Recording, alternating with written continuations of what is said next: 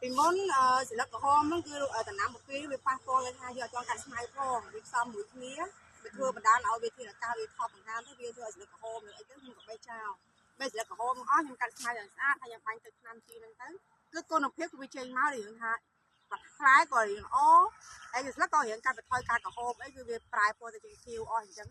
ហើយក្តាប់ច្រើនចាក្តាប់ច្រើនទៀតក្តាប់ច្រើនបានម៉ានគីឡូដែរបងឥឡូវឡើង20គីឡូជាងមិនតែខ្ញុំអត់ទាន់និយាយថាវាបានប៉ុណ្ណឹងទេព្រោះវាអត់ទាន់ពេញគ្រឿងទេណាគ្រូ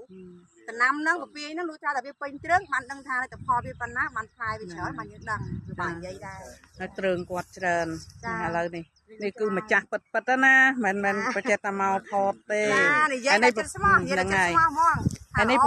ពាយគាត់ក្តាប់ច្រើនណាក្តាប់ច្រើនហើយនេះបេះហ្នឹងតែបេះហើយហ្នឹងគាត់បេះហើយនេះពងអបេះហើយឥឡូវហ្នឹងគាត់បានពពាយនេះមិនទាន់ឡើងគ្រឿងពេញគ្រឿងទេនៅទេនៅគាត់ពេញគ្រឿងទេហើយបូកសិនជាពេញគ្រឿងហ្នឹងដឹងយ៉ាងណាទេនេះហើយគាត់បេះហ្នឹងក៏មិនឥឡូវដែរច្រកយូរហើយចានេះវាចេញគុំកាមកទាំងអស់នេះគុំកាច្រើនគឺចេញមកគឺបាញ់នេះគឺម្ចាស់ពិតណាម្ចាស់ចាអត់មានចិត្តថតទេណាចាឲ្យមេដៃហ្មងចានេះថ្ងៃ30ហ្នឹងទៅជួបគ្នានៅខាងស្វាយ30ចា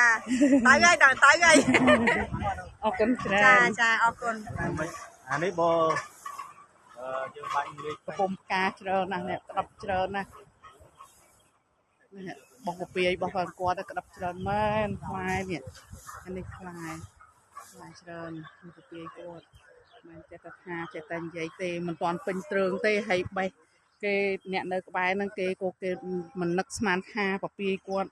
បានផ្លែអញ្ចឹងឯងពពាយគាត់ខូចហើយមកនឹងគឺក្រហមអស់ហើយដូចគាត់និយាយអញ្ចឹងនេះពពាយផ្លែពពាយល្អ